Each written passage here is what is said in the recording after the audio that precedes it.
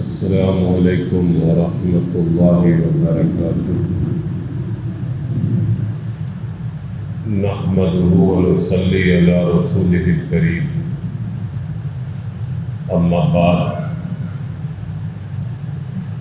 فاعوذ باللہ من الشیطان الرجیم، بسم اللہ الرحمن الرحیم۔ وما ارسلناک الا رحمۃ للعالمین، صدق اللہ العظیم۔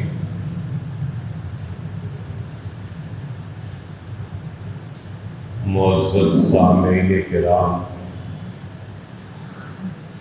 عزیز دوستو،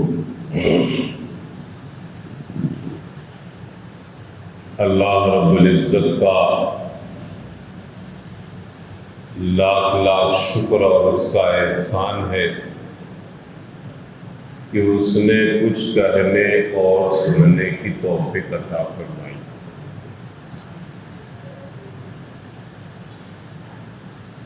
ربیع اول کا مہینہ جاری ہے۔ اسی ماہ میں رسول اللہ صلی اللہ علیہ وسلم کی ولادت باسعادت ہوئی۔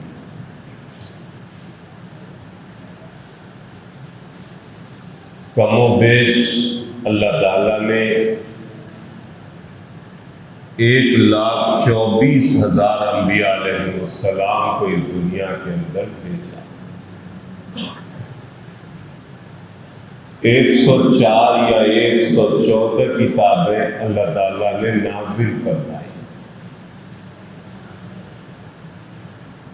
سب کا مقصد، سب کا نصب العین یہی تھا، اللہ کے بندے اللہ کو پہچان جائیں اور اللہ کی مخلوق پر عدل و انصاف کریں۔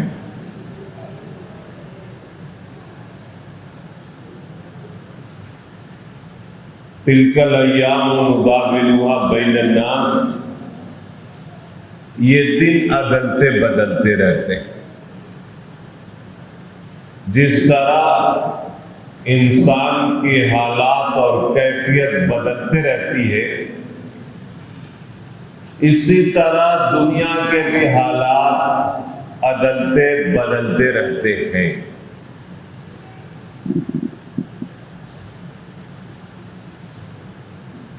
حضرت عیسیٰ علیہ السلام کو جب اللہ تعالیٰ نے آسمان پر اٹھا دیا، 570 سال کے بعد اللہ کے رسول صلی اللہ علیہ وسلم کی ولادت باسعادت ہوتی ہے۔ ان 570 سال کے درمیان میں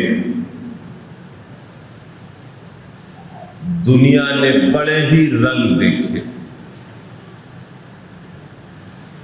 اس زمانے کو زمانہ جاہلیت کہا جاتا ہے۔ پڑھے لکھے جو لوگ تھے وہ بھی جاہلوں جیسا کام کر رہے تھے، اور جو نہیں پڑھے لکھے لوگ تھے وہ بھی جاہلوں جیسا کام کر رہے تھے۔ تاریخ بتاتی ہے کہ اس وقت فارس اور روم کا ڈنکا بج رہا تھا۔ یہود و نصارہ دنیا کے اندر ان کو ایک مقام اور مرتبہ حاصل تھا۔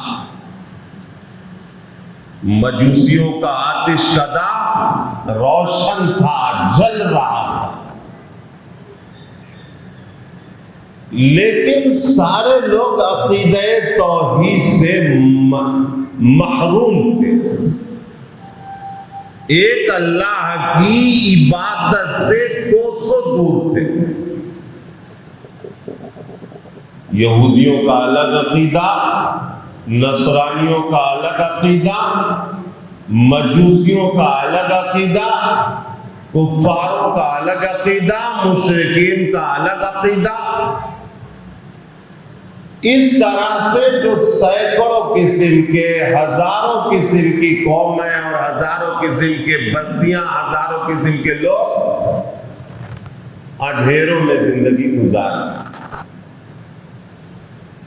سینکڑوں معبودان باطل کی پرستش میں لگے ہوئے. ایک اللہ کو وہ لوگ چھوڑ چکے تھے. 1000 سال گزر چکے ہیں. علامہ اقبال نے، بعض لوگوں نے لکھا ہے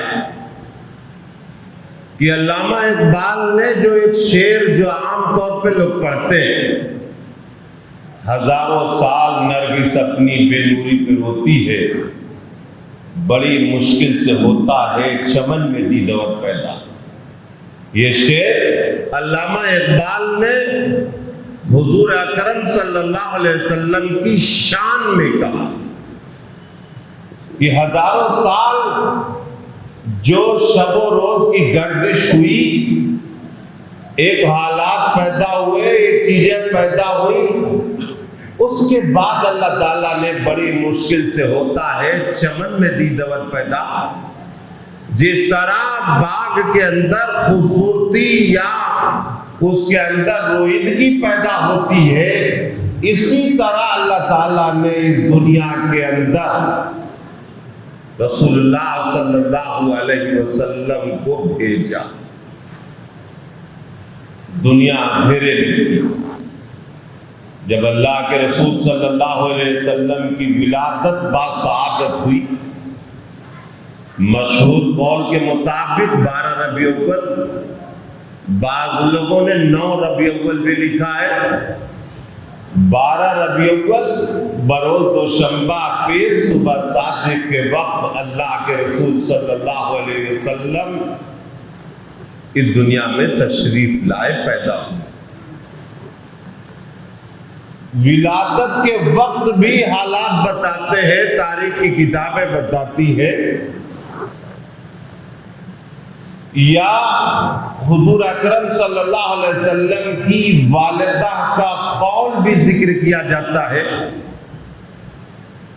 اللہ کے رسول صلی اللہ علیہ وسلم جب ماں کے پیٹ میں تھے، ان کی ماں نے خواب دیکھا کہ میرے جسم سے ایک نور نکلا جس نے ملک شام کے محلات کو روشن کر دیا. اسی طرح حضرت عبد المطلب بھی خواب دیکھتے کہ میں کعبے کی چھت پر ہوں، میرا نام مشرق میں بھی ہے، میرا نام مغرب میں بھی ہے، میرا نام شمال میں بھی ہے، میرا نام جنوب میں بھی ہے. عبد المطلب نے بھی خواب دیکھا. بہرحال جب اللہ کے رسول صلی اللہ علیہ وسلم پیدا ہوئے تو دنیا کے حالات اسی وقت بدلنا شروع ہوئے. کتابوں میں لکھا ہے کسریٰ کے کنگورے گر جاتے ہیں، مجوسیوں کا آتش کدہ بجھ جاتا ہے، دریائے ساوا خشک ہو جاتا ہے، اور اس طرح سے اور بھی بہت ساری تبدیلیاں ہوئی. جس گھر میں پیدا ہوئے وہ گھر روشنیوں سے جگمگا اٹھتا ہے. اللہ کے رسول صلی اللہ علیہ وسلم مختون پیدا ہوئے، صاف ستھرے پیدا ہوئے. اللہ کے رسول صلی اللہ علیہ وسلم کی جب ولادت ہوئی تو پورے عالم کو جو انتظار تھا، بلکہ بعض لوگوں نے لکھا ہے کہ فرشتوں کا انتظار تھا، جمادات کو انتظار تھا، حیوانات کو انتظار تھا، نباتات کو انتظار تھا، سارے لوگوں کا انتظار تھا کہ کب اللہ تعالیٰ جو ہے آخری پیغمبر، امام الانبیاء، خاتم الانبیاء، افضل الانبیاء سرکار دو عالم صلی اللہ علیہ وسلم کو دنیا میں بھیجیں گے. وہ انتظار کی گھڑیاں ختم ہوتی ہیں اور اللہ کے رسول صلی اللہ علیہ وسلم کی ولادت باسعادت ہوتی ہے. اللہ کے رسول صلی اللہ علیہ وسلم فرماتے ہیں کہ میرا تعلق دو ذبیحوں سے، ایک میرے والد محترم حضرت عبداللہ اور ایک حضرت اسماعیل علیہ السلام. چونکہ اللہ کے رسول صلی اللہ علیہ وسلم کا سلسلہ نسب حضرت اسماعیل علیہ السلام سے جا کر ملتا ہے، اور حضرت اسماعیل علیہ السلام کو وادی منی میں حضرت ابراہیم علیہ السلام نے اللہ کے نام پر ذبح کرنے کی کوشش کی. حضرت عبداللہ بھی اسی طریقے سے معاملہ ہے. حضرت عبد المطلب نے خواب دیکھا، زمزم کے کنویں کو ڈھونڈنے لگے، اور اس کے بعد جب وہ کھودنے لگے تو ان کو احساس ہوا کہ میرے پاس کچھ طاقت کی کمی ہے. تو انہوں نے نظر مانی، منت مانگی کہ اگر اللہ نے مجھے 10 بیٹے دیے تو ان میں سے ایک بیٹے کو میں کعبے کے رب پر میں قربان کر دوں گا. خدا کی قدرت دیکھیے کہ اللہ نے انہیں بیٹے دیے، قرآن دادی ہوئی، سارے بیٹے تیار ہو گئے اللہ کے کعبے کے رب پر قربان ہونے کے لیے. قرآن دادی ہوئی، نام نکلا حضرت عبداللہ کا.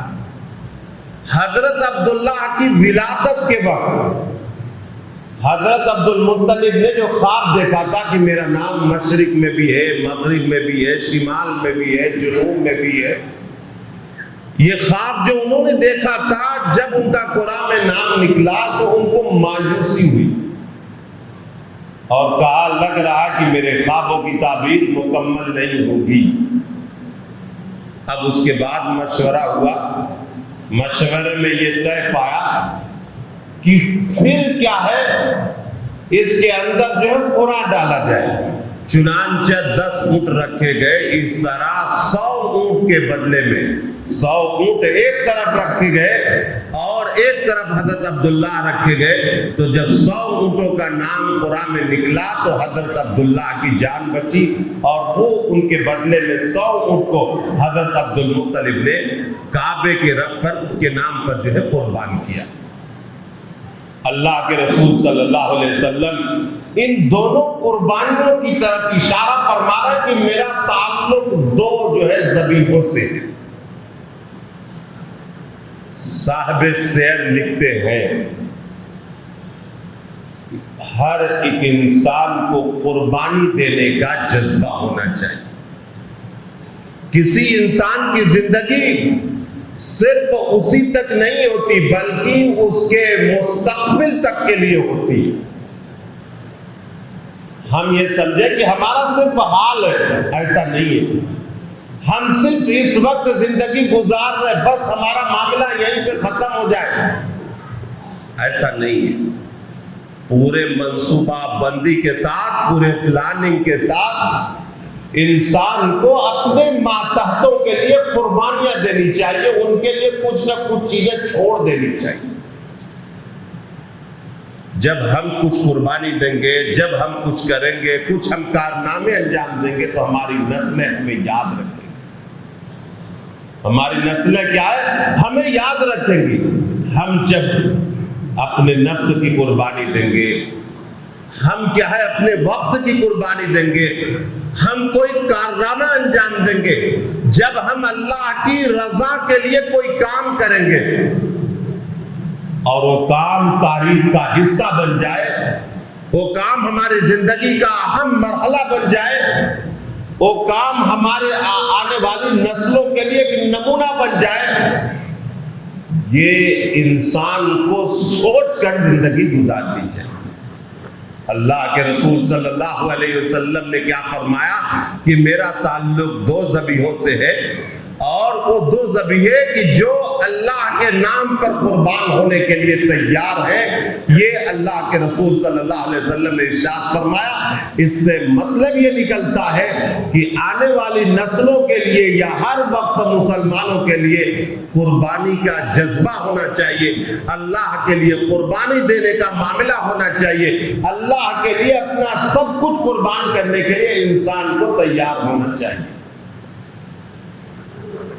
اللہ کے رسول صلی اللہ علیہ وسلم کی والدہ محترمہ کا نام حضرت آمنہ تھا، ان کے والد کا نام حضرت عبداللہ تھا، دادا کا نام حضرت عبد المطلب، دادی کا نام فاطمہ، نانا کا نام وہب، نانی کا نام برہ۔ اسی طرح اللہ کے رسول صلی اللہ علیہ وسلم کے بیٹے اور بیٹیوں کا نام، ازواج مطہرات کا نام، یہ ساری چیزیں ہم اپنے بچوں کو ربیع الاول کے مہینے میں ہمیں یاد دلانا چاہیے۔ اپنے بچوں کو ربیع الاول کے مہینے میں یاد دلانا چاہیے۔ ہم خود اس کا کیا ہے مذاکرہ کریں، ہم خود کیا ہے غور و فکر کریں۔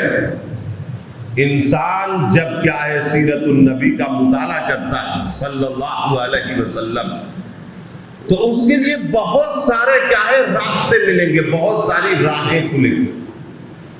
بہرحال اللہ کے رسول صلی اللہ علیہ وسلم کو ان کی والدہ نے سب سے پہلے دودھ پلایا۔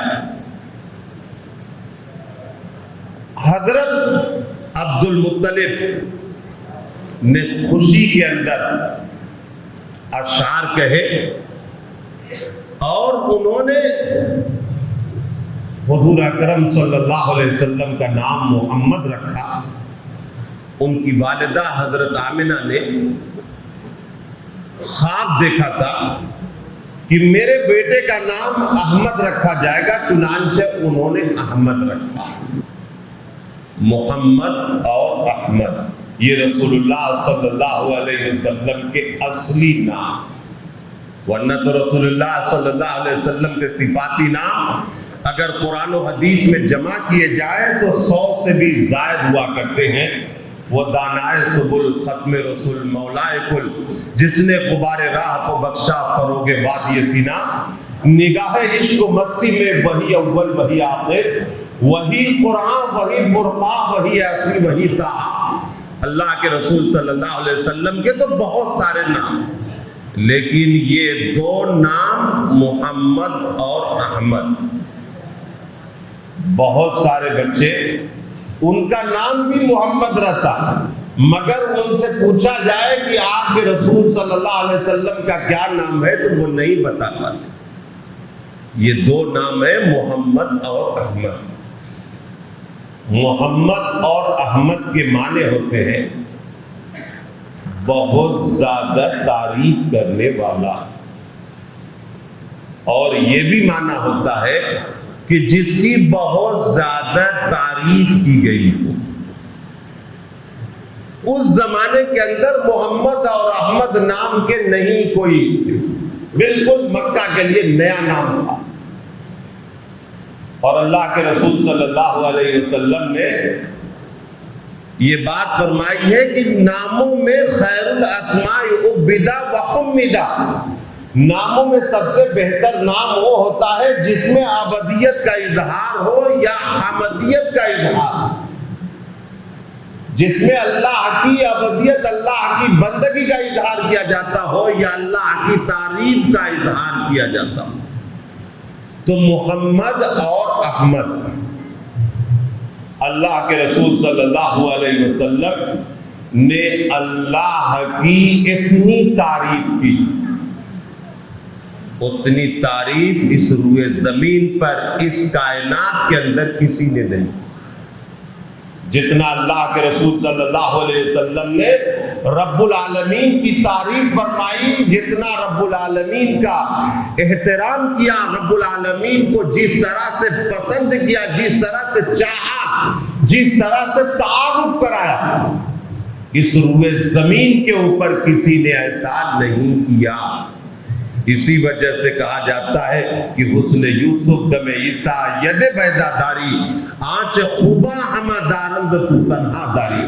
اللہ کے رسول صلی اللہ علیہ وسلم بالکل کیا ہے اس میدان کے اندر بالکل اکیلے ہیں۔ اسی وجہ سے اللہ تعالیٰ نے رسول اللہ صلی اللہ علیہ وسلم کو اس روئے زمین پر رہتے ہوئے ایسی جگہ پہ بلایا جہاں پر حضرت جبرائیل علیہ السلام بھی نہیں پہنچ سکتے، واقعہ معراج میں اللہ کے رسول صلی اللہ علیہ وسلم کو اللہ تعالیٰ نے عرش پر بلایا.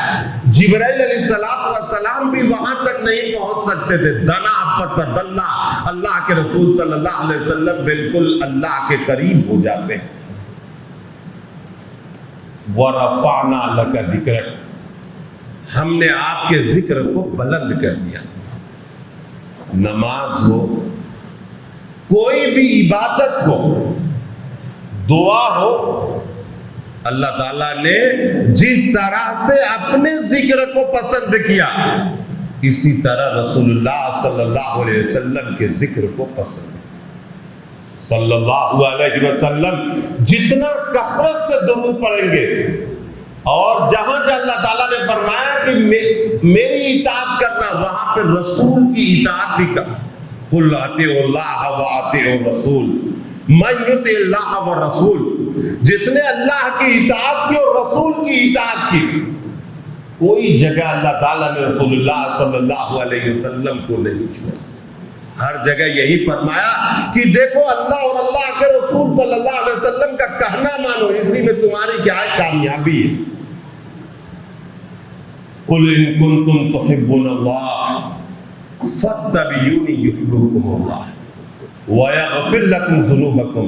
اللہ کیا فرماتے ہیں کہ پیغمبر علیہ السلام فرما دیجئے کہ اگر تم اللہ سے محبت کرتے ہو تو فَاتَّبِعُونِی، تو میری اتباع کرو، میرا کہنا مانو.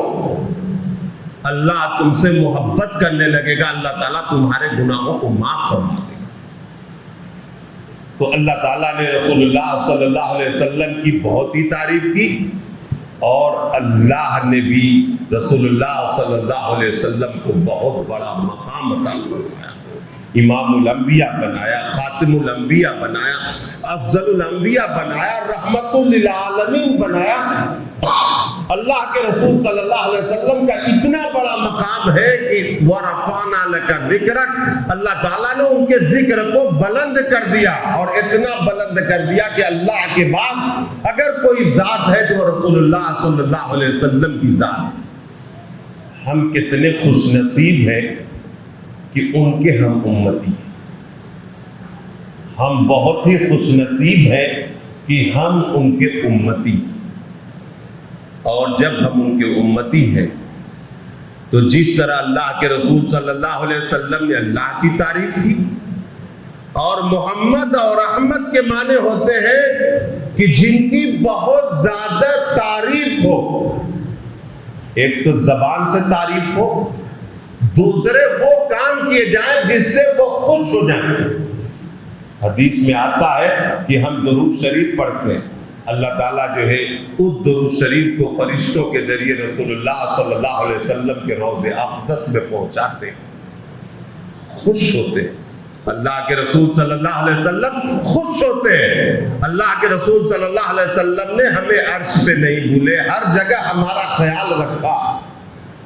اور جب بھی کوئی سنت کے مطابق، شریعت کے مطابق، عدل کے مطابق، انصاف کے مطابق اللہ کے رسول صلی اللہ علیہ وسلم کی محبت میں نماز، روزہ، حج، زکات کوئی بھی کام کرتا ہے، اللہ کے رسول صلی اللہ علیہ وسلم خوش ہوتے. جھنڈیاں لگانے سے نہیں خوش ہوتے، نماز پڑھنے سے خوش ہوتے، روزہ رکھنے سے خوش ہوتے، ماں باپ کی خدمت کرنے سے خوش ہوتے، اچھے کام کرنے سے خوش ہوتے، لوگوں کی خدمت کرنے سے خوش ہوتے، لوگوں کو کھانا کھلانے سے خوش ہوتے، لوگوں کے ساتھ اچھی طریقے سے پیش آنے سے خوش ہوتے، زبان سے اچھا بولنے سے خوش ہوتے، کثرت سے درود شریف پڑھنے سے خوش ہوتے، قرآن مجید کی تلاوت کرنے سے خوش ہوتے، صحابہ کے ذکر سے خوش ہوتے، اور اسی طرح ازواج مطہرات کے ذکر سے خوش ہوتے. ان کا جتنا بھی پڑھا جائے، ان کا جتنا بھی ذکر کیا جائے، اس سے رسول اللہ صلی اللہ علیہ وسلم خوش ہوتے. آج ہمارا معاملہ کیا ہے؟ آنکھوں کی ٹھنڈک کہا نماز کو، میرے آنکھوں کی ٹھنڈک نماز میں. آج ہمارا معاملہ کیا ہے؟ ربیع الاول کا مہینہ ہے، ہمیں نماز کی فکر نہیں ہے. ربیع اول کا مہینہ ہے، ہمیں جو ہے 12 ربیع اول کا تو انتظار ہے، مگر جو ہر وقت مؤذن کہہ رہا حی علی الصلاۃ حی علی الصلاۃ حی علی الفلاح حی علی الفلاح، اس کی فکر نہیں۔ ربیع اول کا مہینہ ہے، اللہ کرے سارے جو ہے بچیوں کی شادیاں ہو جائیں، جن کے گھروں میں شادیاں ہیں، شادیوں میں جہیز کا انتظام کرنا، خرافات کی چیزوں کا انتظام کرنا، چاہے بچے والے ہوں بچی والے ہوں، دونوں گناہگار ہیں، دونوں کیا ہے خیال نہیں کرتے، اور خاص طور پہ تو عورتیں اور بھی نہیں خیال کرتی۔ عورتیں کہتی ہیں کہ جہیز کی وجہ سے ہمارے گھروں میں شادیاں نہیں ہوتی۔ عورتیں ہی ذمہ دار ہیں، مرد کچھ کم ذمہ دار ہے، عورتیں جو ہے زیادہ ذمہ دار ہیں۔ ہمارے سماج کے اندر شادیاں ایسی ہونی چاہیے جو سنت کے مطابق، شریعت کے مطابق ہونا چاہیے۔ ہمارے گھروں کے اندر دیندار بچی ہونی چاہیے، دیندار بہن ہونی چاہیے، دیندار بیوی ہونی چاہیے، دیندار بیٹی ہونی چاہیے۔ لیکن ہم کیا ڈھونڈ رہے ہیں؟ خود ہم لوگ اپنے اپنے گریبان میں جھانک کر دیکھیں، جیسا بوئیں گے ویسا ہی کاٹیں گے، جیسا بوئیں گے ویسا ہی کاٹیں گے۔ جب باپ کی زبان درست نہیں تو بیٹے کی زبان کیسے درست ہوگی؟ جب ماں کے خیالات صحیح نہیں تو بیٹے کے خیالات اور بیٹیوں کے خیالات کیسے صحیح ہوں گے؟ جب گھر میں حرام کمائی آئے گی تو معاملہ کیسے درست ہوگا؟ یقین مانیے، صبح کا بھولا ہوا شام کو واپس آ جائے تو اسے بھولا ہوا نہیں کہتے۔ آج بھی وقت ہے، آج بھی اسی مرحلے کے بعد ہم جو ہے عزم مصمم کریں کہ ہمیں شریعت اور سنت کے مطابق زندگی گزارنی ہے۔ اللہ تعالیٰ سارے گناہ کو پچھلے جائے معاف فرما دیں گے۔ جب کوئی انسان ارادہ کرتا ہے کہ مجھے گناہوں سے توبہ کرنا ہے، مجھے معاف کرنا ہے، تو اللہ تعالیٰ اسے راستہ بنا دیتے ہیں، سارے گناہ معاف ہو جائیں گے، اور انسان ایک ایسی منزل کی طرف جائے گا، ایسی طرف کی جب جائے گا کہ جس کی وجہ سے معاملہ کیا ہے بہت ہی اچھا ہوگا۔ لیکن آج معاملہ ہے یوں تو سید بھی ہو، مرزا بھی ہو، افغان بھی ہو، کچھ بتاؤ تو صحیح، تم بھی مسلمان بھی ہو، فرقہ بندی ہے اور کہیں ذات ہے، کیا زمانے میں یہی پنپنے کی یہی بات ہے۔ آج تو ہم فرقوں میں بٹے ہوئے، علاقوں میں بٹے ہوئے، محلوں میں بٹے ہوئے، اس جماعت میں بٹے ہوئے، اس جماعت میں بٹے ہوئے، کیا ہے منفعت ایک ہے اس قوم کا، نقصان بھی ایک ہی نبی، دین بھی، ایمان بھی ایک، حرم پاک بھی، اللہ بھی ایک، قرآن بھی ایک، کیا بڑی بات تھی جو ہوتے مسلمان بھی ایک۔ کوئی جو ہے ایسا نہیں ہے دل بڑا کر کے۔ اللہ کے رسول صلی اللہ علیہ وسلم نے مکہ اور مدینہ کے اندر یہود و نصارہ کو بھی اپنے گلوں سے لگایا، یہود و نصارہ کو بھی اپنے گلوں سے لگایا، کفار و مشرکین کو بھی گلوں سے لگایا، ان کو محبت دی تو اللہ تعالیٰ نے ان کو ایمان کی دولت سے سرفراز فرمایا۔ آج ہمیں ضرورت ہے اس ربیع اول کے مہینے میں رسول اللہ صلی اللہ علیہ وسلم کی حیات طیبہ کا مطالعہ کریں، سیرت النبی کا مطالعہ کریں، اور بھی کتابیں ہیں، ہم کیا ہے سیرت کا مطالعہ کریں۔ جتنا ہم رسول اللہ صلی اللہ علیہ وسلم کی حیات طیبہ کو پڑھیں گے اور ان کی شریعت و سنت کے مطابق زندگی گزاریں گے، اتنا ہی اللہ تعالیٰ ہمیں دنیا کے اندر بھی عزت عطا فرمائے گا اور آخرت کے اندر بھی اللہ تعالیٰ ہمیں عزت عطا فرمائے گا۔ وَلِلَّهِ الْعِزَّةُ وَلِرَسُولِهِ وَلِلْمُؤْمِنِينَ۔ دعا کیجئے اللہ تعالیٰ مجھے بھی اور سبھی لوگوں کو کہنے سننے سے زیادہ عمل کرنے کی توفیق عطا فرمائے۔ آمین۔ وآخر دعوانا الحمد للہ رب العالمین۔